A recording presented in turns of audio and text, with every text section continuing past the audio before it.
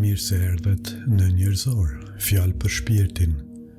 Ky është një vend ku nuk gjykojmë njerëzit, por përpiqemi t'i kuptojmë, sepse sa më shumë kuptojmë natyrën njerëzore, aq më pak nxitojmë të gjykojmë.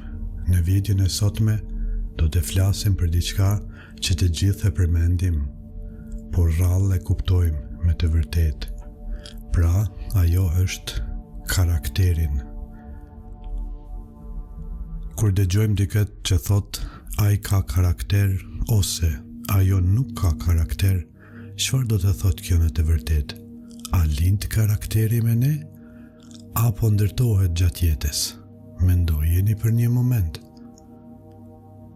Nëse do t'ju hiqnin emrin, pasurinë, punën, pamjen, statusin dhe gjithçka që njerëzit shohin tek ju, çfarë do të mbetej?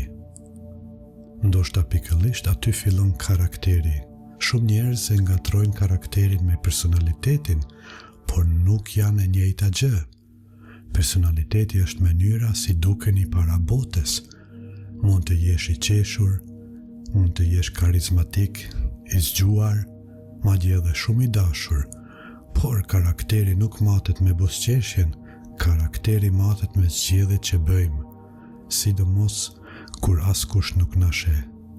Është shumë e lehtë të jesh i mirë kur gjithçka shkon mirë. Por çfarë ndodh kur dikush të tradhton? Kur të ofendon? Kur të jepet pushtet? Kur askush nuk do të marrë vesh nëse gënjen? Pikërisht aty karakteri del në dritë. Shkenca na tregon se karakteri nuk formohet vetëm nga gjenet.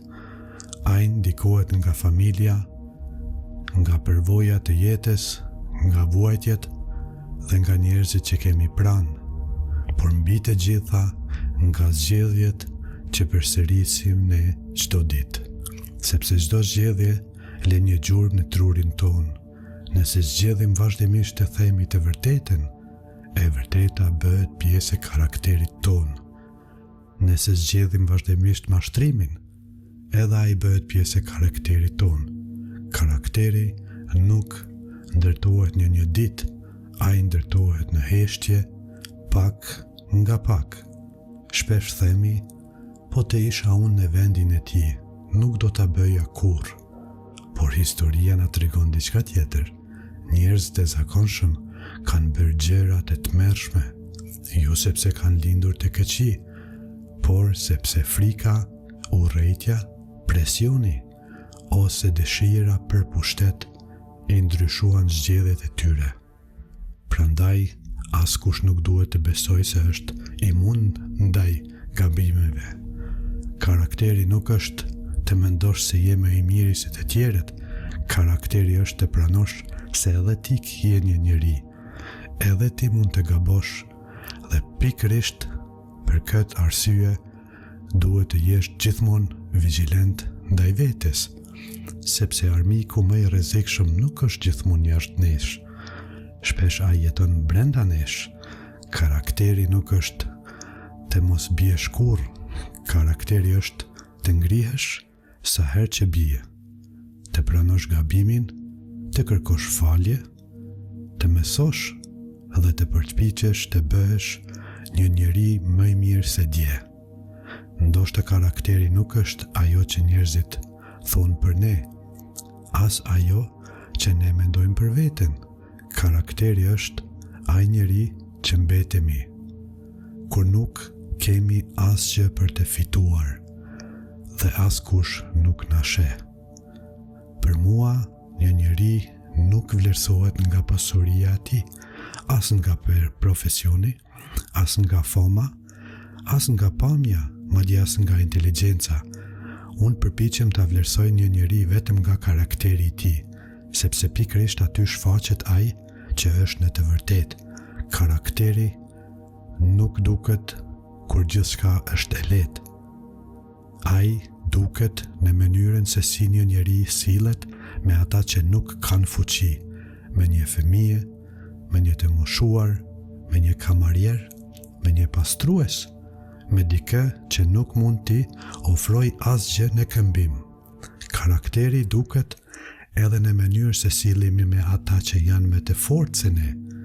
A jemi të sinqert, apo bëhemi servil nga frika ose interesi? A i duket kur zemërohemi, sepse zemërimi nuk e krijon karakterin, shpesh a i vetëm e zbulon atë.